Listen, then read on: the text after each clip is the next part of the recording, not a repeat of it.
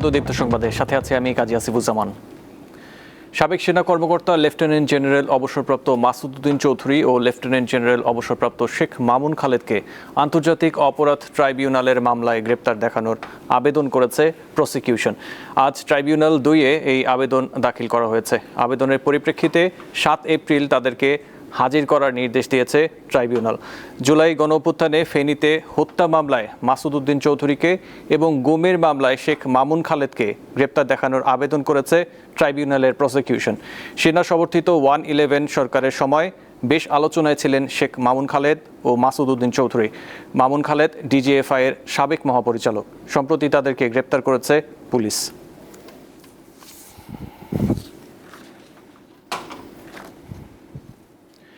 প্রধানমন্ত্রী তারেক রহমান আজ 4টি মন্ত্রণালয় পরিদর্শন করেছেন।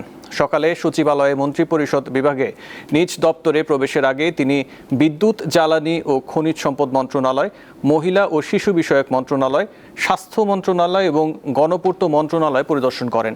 এ সময় প্রধানমন্ত্রী মন্ত্রণালয় সংশ্লিষ্টদের সঙ্গে কথা বলেন এবং তাদের কাজের খবর নেন।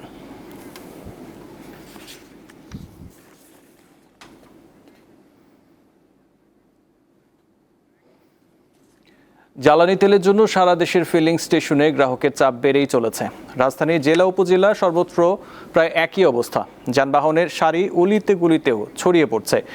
অনেক ভোর থেকে তেলের জন্য অপেক্ষা করছেন মানুষ।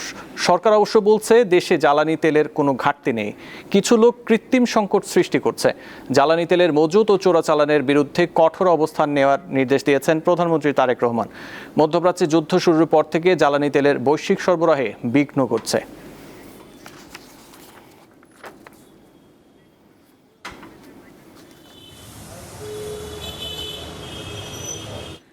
দর্শক, জ্বালানি তেলের বিক্রির খবর জানাতে বিভিন্ন এলাকা থেকে যুক্ত আছেন আমাদের সহকর্মীরা। প্রথমেই চলে যাব নারায়ণগঞ্জে, রয়েছেন সহকর্মী গৌতম সাহা, এবং বরিশাল থেকে রয়েছেন মুর্তজা জুয়েল এবং ঢাকা থেকে রয়েছেন নূর আলম। প্রথমেই আমরা চলে যাব নারায়ণগঞ্জের গৌতম সাহার কাছে। গৌতম, নারায়ণগঞ্জের প্রয়োজনীয় তেল পাচ্ছেন কি, আর সেখানের বর্তমান অবস্থা আমাদের জানান।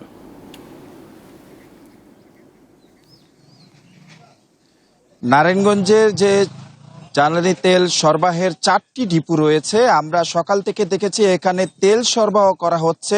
তবে যারা তেল সরবরাহ করছেন, যারা বিভিন্ন যানবাহন নিয়ে, তেলবাহী যানবাহন নিয়ে ডিপোগুলির সামনে দাঁড়িয়ে আছেন, তারা যে বিষয়টি অভিযোগ করছেন, তাদের যদি চাহিদা থাকে 14,000 লিটার, তাদের দেওয়া হচ্ছে 9,000 লিটার, অর্থাৎ চাহিদার শতভাগের তুলনায় 25 থেকে 30 ভাগ তাদের কম তেল দেওয়া হচ্ছে বলে তারা অভিযোগ করছেন। এবং এই ডিপো থেকে নারায়ণগঞ্জের ফতুল্লা এবং সিদ্ধিরগঞ্জের যে ডিপো রয়েছে জ্বালানি তেল সরবরাহ, এখান থেকে নারায়ণগঞ্জের যে 66টি পাম্প রয়েছে, সেই পাম্পগুলিতে এই জ্বালানি তেল সরবরাহ করছে।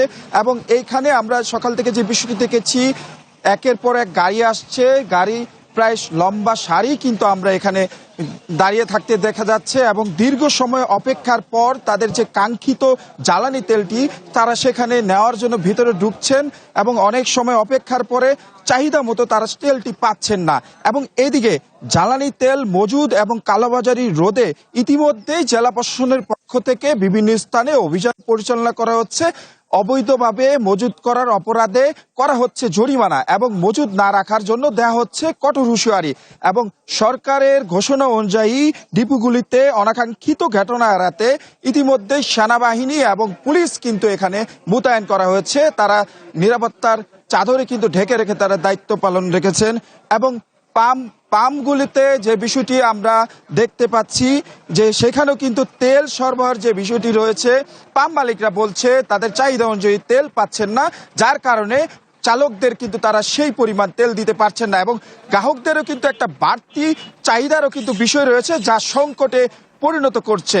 সবকিছু মিলিয়ে এখন পর্যন্ত জ্বালানি তেল সরবরাহ করা হচ্ছে ঠিক, তবে চাহিদা অনুযায়ী গ্রাহকরা পাচ্ছে না বলে অভিযোগ করছেন। এই ছিল আসলে আমার কাছে জ্বালানি তেল সরবরাহের এখন পর্যন্ত সর্বশেষ। জি, শুনছিলাম গৌতম আপনার কথা। এবার আমরা চলে যাব বরিশালে। মুর্তজা জুয়েল আছেন আমাদের সাথে। মুর্তজা, তেলের জন্য তো সেখানে দীর্ঘক্ষণ অপেক্ষা করতে হচ্ছে সবাইকে, সেখানে বর্তমান অবস্থা জানান। বরিশালের পাম্পগুলোতে তেলের সরবরাহ কেমন দেখছেন, আর চাহিদা মতো তারা পাচ্ছে নাকি তেল?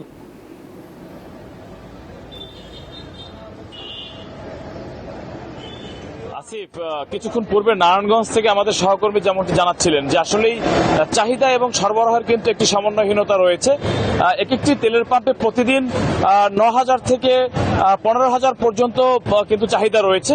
সেখানে তারা অর্ধেকেরও কম তেল ডিপো থেকে সরবরাহ পাচ্ছেন। সঙ্গত কারণেই তারা গ্রাহকদের চাহিদা অনুযায়ী পর্যাপ্ত তেল দিতে পারছেন না। তবে তেলের যে এই যে সংকট দেশ জুড়ে এটি কিন্তু ক্রমশই ঘনীভূত হচ্ছে।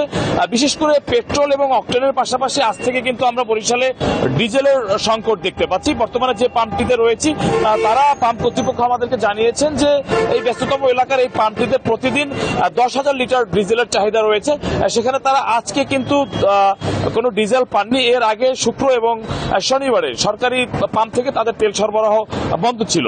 ফলে আজ 3 দিন ধরে তারা কিন্তু ডিপো থেকে ডিজেল পাচ্ছে না। তারা বলছেন তাদের যে রিজার্ভ ট্যাঙ্ক রয়েছে সেখানে ইতিমধ্যে ডিজেল এবং অক্টেন কিন্তু শূন্য হয়ে পড়েছে এবং জেলার 29টি পাম্পের কিন্তু একই অবস্থা। বিশেষ করে চাহিদা অনুযায়ী কেউই মোটরসাইকেল কিংবা বৃহৎ যানবাহন কেউই পর্যাপ্ত তেল নিতে পারছেন না। সরকারি নির্দেশনা অনুযায়ী ট্যাগ অফিসার নিয়োগ দেওয়া হলেও কার্যত তাদের কিন্তু আসলে এই দৃশ্য সকলের মতো দেখা ছাড়া কিছুই করার নেই। যেহেতু চাহিদা অনুযায়ী ডিপো থেকে এখন তেল সরবরাহ করা হচ্ছে না, সেক্ষেত্রে এই সংকট কিন্তু ক্রমশই ঘনীভূত হচ্ছে। ইতিপূর্বে কিন্তু আসিফ ডিপো থেকে স্বাভাবিকভাবে পাম্পগুলোতে তেল সরবরাহ করা হতো, কিন্তু গ্রাহকদের অতিরিক্ত চাহিদার কারণে বিপিসি ও নির্ধারিত কোটা অনুযায়ী সরবরাহ করা হয়েছে। কিন্তু বর্তমানে কিন্তু পেট্রোল পাম্প কর্তৃপক্ষ তাদের ইচ্ছা থাকলেও তারা কিন্তু তেল নিজেরাই পাচ্ছেন না। ফলে সরবরাহ করার যে সংকট সেটি কিন্তু প্রকট হচ্ছে। এই ছিল আসলে আসিফ বরিশাল থেকে তেল সরবরাহের তথ্য এখন পর্যন্ত। জি মুর্তজা, আপনি থাকবেন সাথে। এবার আমরা রাজধানী মহাখালী থেকে যুক্ত আছেন সহকর্মী নূর আলম, চলে যাব তার কাছে। নূর, রাজধানীর পাম্পগুলোতে আজ জ্বালানি তেল বিক্রি কতটা স্বাভাবিক রয়েছে আমাদের জানান। হ্যাঁ আসিফ, আমার দুজন যে সহকর্মী নারায়ণগঞ্জ থেকে এবং বরিশাল থেকে যুক্ত হয়েছে তাদের সূত্র ধরে যদি আমি বলতে চাই, অর্থনীতিতে একটি কথা আছে, যখন চাহিদা এবং যোগানের মধ্যে যখন ভারসাম্যহীনতা দেখা দিবে কিন্তু সেই প্রভাব কিন্তু পড়বে যে ভোক্তার উপযোগের ক্ষেত্রে, অর্থাৎ সেই চিত্র কিন্তু এই তেলের ক্ষেত্রেও কিন্তু এর প্রভাব তেমনটা আমরা দেখছি। যখন চাহিদা এবং যোগানোর ভারসাম্য থাকে না তখন কিন্তু যে ভোক্তার যে দ্রব্যের যে উপযোগ সেটা কিন্তু অবমূল্যায়ন হয়ে থাকে এবং তেলের ক্ষেত্রেও সেটা হয়েছে। যদি আমি রাজধানীর যে তেলের যে চিত্র সেটা যদি বলতে চাই, আমরা 10টার সংবাদেও কিন্তু যে বিষয়টা দর্শককে বলেছিলাম সেই বিষয়টিও কিন্তু আসলে একেবারে যদি বলতে চাই যে হাতে গোনা কয়েকটি ফিলিং স্টেশন রয়েছে যেগুলো তেল সরবরাহ করছে, কিন্তু সেগুলো হচ্ছে চাহিদার তুলনায় কম। এবং সেক্ষেত্রে আপনি যদি এখানে যদি আমি হিসাব বা সমীকরণটা যদি বলতে চাই, এখানে যদি 100টি হুন্ডা দাঁড়িয়ে বা মোটরসাইকেল বা যানবাহন থাকে, সেখানে তারা যে 50টির মতো কিন্তু তারা তেল সরবরাহ করতে পারছে। অর্থাৎ এতে করে কিন্তু যে ঘাটতি সে ঘাটতি কিন্তু থেকে যাচ্ছে। এবং আর পরে একটি থাকে যে যেমনটা আমাদের সহকর্মীরা বলছিল যে চাহিদার তুলনায় আসলে যোগান কিন্তু এখানে সীমিত। সেক্ষেত্রে আপনার সেই সীমিত সংখ্যক সরবরাহ দিয়ে কিন্তু আসলে তেল যে পাম্পগুলো রয়েছে তারা সেই সরবরাহ চালু রেখেছে। এবং আমরা বেশ কয়েকটি পাম্প ঘুরে দেখেছি তেলের পাম্প, সেখানে একেবারে সাইনবোর্ড লাগানো হয়েছে যে আসলে এখানে তেল নেয়। তারা কিন্তু একটি কারণ দেখিয়েছে, যুক্তি বলেছে যে তারা ডিপোগুলোতে যেতে যাচ্ছে এবং তাদের যে তেল যে সরবরাহ সেটা কিন্তু ডিপোগুলো থেকে দিচ্ছে না। হয়তো তার প্রভাব কিন্তু আমরা দেখছি যে খুচরা বা যারা এখানে ভোক্তা তাদের উপর কিন্তু আসলে পড়েছে। এবং এখানে যারা ভোক্তা রয়েছে তারাও কিন্তু একটু অভিযোগ করেছে, তারা বলছে যে আসলে সামনে যদি যেহেতু যুদ্ধ পরিস্থিতি, সেই ক্ষেত্রে সব দিক বিবেচনা করেই কিন্তু সামনে হয়তো বা তেলের দাম যদি বৃদ্ধি পেতে পারে কোনো কারণে, সেক্ষেত্রে কিন্তু তাদের মজুতের একটা যে আবাস সেটা কিন্তু তারা দেখা দিচ্ছে। এবং বিশেষ করে ঢাকার যে কয়েকটি তেলের পাম্প রয়েছে আমরা প্রায় কয়েকটিতে ঘুরেছি এবং সেখানে যে চিত্র, সেখানে কিছু কিছু পাম্প বলছে যে তাদের যে আগের যে পিছনে যে সরবরাহ ছিল সেই সরবরাহটা বেড়েছে এবং তারা বলছে যে আসলে তাদের যে তেল সরবরাহ করতে যে পরিবহনগুলোর যে নির্দিষ্ট যে রেশনিং পদ্ধতি সেটা তুলে দেওয়া হয়েছে এবং সেই অনুযায়ী কিন্তু তারা তেল দিচ্ছে। তবে বাহ্যিক যে চিত্র সেই চিত্র কিন্তু আসলে বলছে ভিন্ন কথা। আসিফ, এই ছিল আমার কাছ থেকে রাজধানীর যে জ্বালানি তেলের যে সরবরাহ যে কেন্দ্রগুলো রয়েছে তেলের পাম্পগুলো তার সর্বশেষ। জি, আপনাদের ধন্যবাদ গৌতম সাহা, মুর্তজা জোয়েল এবং নূর আলম। বিশ্ব ঐতিহ্য সুন্দরবনে বারবার আগুনের ঘটনা ঘটেছে। গত বছর শুষ্ক মৌসুমে 6 মাসে 2 বার আগুন লেগেছে। 1.5 যুগে বনে আগুন লেগেছে 26 বার। আগুন নেভানোর কাজে বন বিভাগ রয়েছে নানা সীমাবদ্ধতা। শুষ্ক মৌসুমে সুন্দরবনে বাড়ে আগুন লাগার আতঙ্ক। গত বছরের মার্চে পূর্ব সুন্দরবনের চাঁদপাই রেঞ্জের ধানসাগর স্টেশনের কলমতলী ও গুলিশাখালী ফরেস্ট টহল ফাঁড়ি এলাকায় পুড়ে যায় প্রায় 26 একর জমির গাছপালা, লতাগুল্ম। অগ্নিকাণ্ডের বেশিরভাগ ঘটনাই ঘটেছে বনের শরণখোলা ও চাঁদপাই রেঞ্জে। অভিযোগ রয়েছে বেশিরভাগ আগুন লেগেছে জেলে মোয়ালদের অসাবধানতার কারণে। সুন্দরবন আমরাই ব্যবহার করি, আমরাই সবকিছু মাছ ধরি, কাঁকড়া ধরি, তারপরে ওই চরজাল দিই, আমরাই ব্যবহার করি। তাহলে আমাদেরকে সতর্কভাবে সুন্দরবনে থাকতে হবে। এছাড়া মাছ ধরার সুবিধার্থে বেশ কয়েকবার আগুন লাগিয়েছে স্থানীয় একটি চক্র। আগুন লাগিয়ে দেওয়ার ঘটনায় একাধিক মামলা হলেও জড়িতদের বেশিরভাগই আইনের আওতায় আসেনি। আমরা চাই সুন্দরবনটা ভালো থাকুক এবং সুন্দরবনটা সচেতন থাকুক, আগুন যেমন না লাগে। আগুন জ্বললে আমাদের ক্ষতি। সুন্দরবনে কোনো আগুন নিয়ে যাওয়া যাবে না, কোনো ম্যাচ লাইট, বিড়ি, সিগারেট এগুলো খাওয়া যাবে না। চলতি বছরের শুরুতে বনে অগ্নিকাণ্ড রোধে নানা পদক্ষেপ নিয়েছে বন বিভাগ। আমরা রেগুলার সিপিজি, বিটিআরটি সহ প্রতিদিনই এই সেনসিটিভ এলাকাগুলোতে পায়ে হেঁটে টহল করি, এলাকায় প্রচার প্রচারণা চালাই। যেমন আমাদের কিছু লিফলেট আছে, মসজিদে ইমামদের দিয়ে মসজিদে ধর্মীয়ভাবে আমরা এটাকে যাতে মানুষ এ ব্যাপারে সচেতন হয় সেভাবে আমরা সচেতন করি, বাজারঘাটে মাইকিং করি। এই কাজগুলো আমরা প্রতিনিয়ত করে যাচ্ছি। যারা ওই সব জায়গাতে মাছ ধরে সেসব জায়গাতে আমরা লোকজনকে আইডেন্টিফাই করেছি এবং আমরা একটা মোটামুটি একটা তালিকা করেছি। এই বছরই প্রথমত যেটা করেছি যে আমাদের বিগত বছরের 2টা ফায়ার ফাইটিং মেশিন ছিল, এই 2টা ফায়ার ফাইটিং মেশিনকে বুথে স্থাপন করে ইতিমধ্যে কিন্তু আমরা কার্যক্রম শুরু করে দিয়েছি, মহড়া দেওয়া হচ্ছে। আগুন লাগার কারণে আজ বিশ্ব ঐতিহ্য সুন্দরবন হুমকির মুখে। এই বিষয়ে কর্তৃপক্ষকে সক্রিয় হওয়ার আহ্বান জানিয়েছেন সংশ্লিষ্টরা। সিগারেট, মশাল ও অন্যান্য দাহ পদার্থ নিয়ে বনে প্রবেশ ও ব্যবহার সম্পূর্ণ নিষেধ। কামরুন নাহার, দীপ্ত, বার্তা কক্ষ। গাইবান্ধার চরাঞ্চলে মরিচ চাষ করে লাভবান হচ্ছেন কৃষকরা। সেখানকার মরিচের ঝাঁজ ছড়িয়ে পড়ছে বিভিন্ন জেলায়, তবে দাম নিয়ে কিছুটা অসন্তুষ্ট চাষিরা। গাইবান্ধার যমুনা, ব্রহ্মপুত্র ও তিস্তার বুক জুড়ে 165টি চর রয়েছে। ছোট বড় এসব চরে চাষ হচ্ছে কাঁচামরিচ। বিস্তীর্ণ বালুমাটি এখন সবুজ মরিচে ভরা, যা কৃষকদের নতুন সম্ভাবনা খুলে দিয়েছে। এবছর আবহাওয়া অনুকূলে থাকায় মরিচের ফলন ভালো হয়েছে। মরিচ চাষে বিঘা প্রতি খরচ 3000 থেকে 3500 টাকা, আর উৎপাদন হচ্ছে 16 থেকে 17 মণ কাঁচামরিচ, যার বাজার মূল্য 60 থেকে 65,000 টাকা। মরিচ মোটামুটি খুব ভালো মরিচ হয়েছে, নাহলে তো 15-16 মণ মরিচ ওটা কাঁচায় তো বেচার মরিচ। মরিচ খুব ভালো মরিচ হয়েছে, মরিচ ভালো হয়েছে। আমরা চরের মানুষ, চরের এই মরিচের আবাদ, ভুট্টার আবাদ এলে করি। ফলন এবার ভালোই হয়েছে। সার বিশেষের দাম বাজার পাবো কি না পাবো, মরিচের দাম যেন আমরা ভালো মতন পাই। জেলা কৃষি সম্প্রসারণ অধিদপ্তরের তথ্য মতে এবছর 1970 হেক্টর জমিতে মরিচ চাষ হয়েছে। এবারে আমাদের মরিচের অর্জন 1970 হেক্টর। বর্তমানে মরিচের কর্তন চলমান, যে ফলন আসছে আমাদের কৃষি সম্প্রসারণ অধিদপ্তর থেকে আমাদের উপসহকারী কৃষি কর্মকর্তাগণ কৃষকের সার্বক্ষণিক যে পরামর্শ এবং সার, বীজ সহ আবহাওয়া অনুকূলে থাকায় কৃষক খুব ভালো ফলন পেয়েছে। কৃষকদের সরকারিভাবে সহযোগিতা করা গেলে চরের মরিচ চাষ দেশের অর্থনীতিতে বিশেষ ভূমিকা রাখবে বলে মনে করছেন সংশ্লিষ্টরা। সঞ্জিদা স্নিগ্ধা, দীপ্ত, বার্তা কক্ষ। করোনাকালে চাকরি হারিয়ে চরম বেকায়দায় পড়েন, কিন্তু হতাশ না হয়ে বাবার দেয়া জমিতে শুরু করেন বরই চাষ। এখন সেই বাগান থেকে বছরে আয় করছেন 12 থেকে 13 লাখ টাকা। এই সাফল্য চাষির নাম মোহাম্মদ হোসেন, বাড়ি ভোলার লালমোহনে। ভোলার লালমোহন উপজেলার বাসিন্দা মোহাম্মদ হোসেন একসময় রাজধানী শেরেবাংলা নগরের কৃষি বিশ্ববিদ্যালয় ও ময়মনসিংহ কৃষি বিশ্ববিদ্যালয়ে 4র্থ শ্রেণীর কর্মচারী হিসাবে কাজ করতেন। পরবর্তীতে মেট্রো রেলে চাকরি নিলেও করোনা মহামারীতে হারান সেই চাকরি। বাধ্য হয়ে ফিরে যান গ্রামে।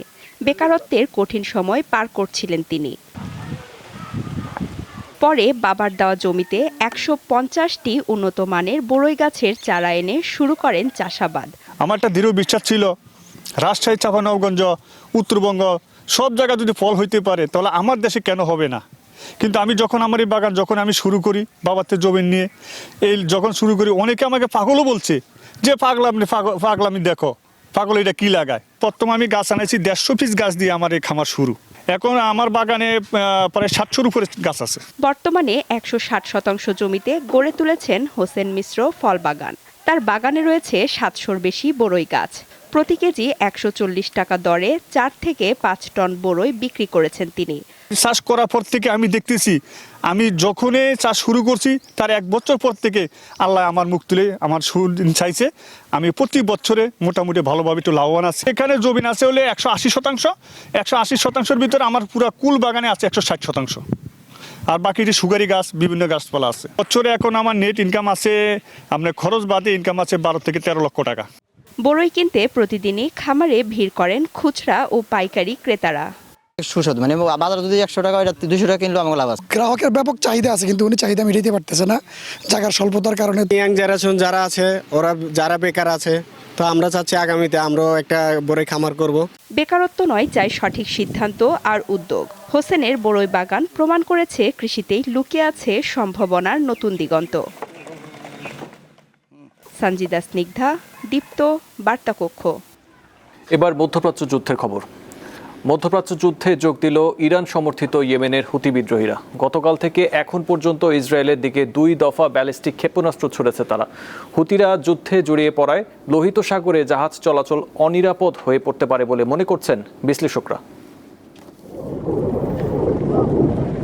ইরানের বিপক্ষে যুক্তরাষ্ট্র ও ইসরায়েলের যুদ্ধের 1 মাস পূর্ণ হলো। 28 ফেব্রুয়ারি শুরু হওয়া এই যুদ্ধ এরই মধ্যে মধ্যপ্রাচ্যের বিভিন্ন দেশে ছড়িয়ে পড়েছে। ইরানে নিহত হয়েছে অন্তত 1900 জন। লেবাননের প্রাণহানি 1150 ছাড়িয়েছে। ইরাকে 96 এবং সৌদি আরব ও সংযুক্ত আরব আমিরাত সহ উপসাগরীয় দেশগুলোতে কমপক্ষে আরও 30 জনের প্রাণ গেছে। শনিবার ইরানের বিভিন্ন জায়গায় হামলা চালায় যুক্তরাষ্ট্র ও ইসরায়েল। এতে দেশটির কেরমানশাহ প্রদেশে অন্তত 20 জন নিহত হয়েছে। ভোরে রাজধানী তেহরানে অবস্থিত বিভিন্ন সরকারি স্থাপনা এবং একটি বিশ্ববিদ্যালয়েও হামলা চালানো হয়। এর আগে শুক্রবার ইরানের কয়েকটি পরমাণু স্থাপনায় হামলা চালায় ইসরায়েলি বাহিনী। হামলার পর কড়া জবাবের হুঁশিয়ারি দিয়েছে তেহরান। কুয়েত আন্তর্জাতিক বিমানবন্দরে ড্রোন হামলার ঘটনা ঘটেছে। এর জন্য ইরানকে দায়ী করছে কুয়েত। আর সৌদি আরবের প্রিন্স সুলতান বিমান ঘাঁটিতে ইরানের ক্ষেপণাস্ত্র হামলায় যুক্তরাষ্ট্রের 12 সেনা আহত হয়েছেন। এদিকে ইসরায়েলের দিকে ব্যালিস্টিক ক্ষেপণাস্ত্র ছুড়ে আনুষ্ঠানিকভাবে যুদ্ধে যোগ দিয়েছে ইয়েমেনের হুতি বিদ্রোহীরা। অবশ্য এই ক্ষেপণাস্ত্র প্রতিহত করার কথা জানিয়েছে ইসরায়েল। বিশ্লেষকরা বলছেন, হুতিরা যদি লোহিত সাগরের জাহাজ চলাচলের পথ বন্ধ করে দেয় তাহলে বিশ্ব বাণিজ্যে ব্যাপক নেতিবাচক প্রভাব ফেলবে। এছাড়া হুতিদের ধারাবাহিক হামলা ইসরায়েলের আকাশ প্রতিরক্ষা ব্যবস্থার উপর অতিরিক্ত চাপ সৃষ্টি করবে বলে মনে করছেন অনেকে। যুদ্ধের একটি সম্ভাব্য কূটনৈতিক সমাধান খুঁজতে শুক্রবার রাশিয়ার পররাষ্ট্রমন্ত্রী ও ইরানের পররাষ্ট্রমন্ত্রী গুরুত্বপূর্ণ ফোনালাপ করেছেন। এছাড়া পাকিস্তানের প্রধানমন্ত্রী শাহবাজ শরীফের সঙ্গে ঘণ্টাব্যাপী ফোনে কথা বলেছেন ইরানের প্রেসিডেন্ট মাসুদ পেজিশকিয়ান। আশরাফ শুভ, দীপ্ত, বার্তাকক্ষ। ফিফা র্যাঙ্কিংয়ে আরও এক ধাপ পিছিয়ে পড়ল বাংলাদেশ। হালনাগাদ করা তালিকায় হামজা চৌধুরী, জামাল ভুঁইয়াদের দলের অবস্থান এখন 181 নম্বরে। অন্যদিকে বাংলাদেশকে হারানো ভিয়েতনাম 5 ধাপ এগিয়ে 103 নম্বরে উঠেছে। শীর্ষ 10-এর কয়েকটি দলেরও র্যাঙ্কিংয়ে ওঠানামা হয়েছে। বিশ্ব চ্যাম্পিয়ন আর্জেন্টিনা 1 ধাপ পিছিয়ে 3 নম্বরে নেমেছে। আর আর্জেন্টিনাকে টপকে 2-এ উঠেছে 2বারের বিশ্ব চ্যাম্পিয়ন ফ্রান্স। শেষ 5 ম্যাচে 4টিতেই জেতা স্পেন শীর্ষস্থান ধরে রেখেছে। অবস্থান অপরিবর্তিত আছে 4র্থ স্থানে থাকা ইংল্যান্ডের। তবে 1 ধাপ এগিয়েছে ক্রিস্টিয়ানো রোনালদোর পর্তুগাল। 6 থেকে 5 নম্বরে উঠে এসেছে দলটি।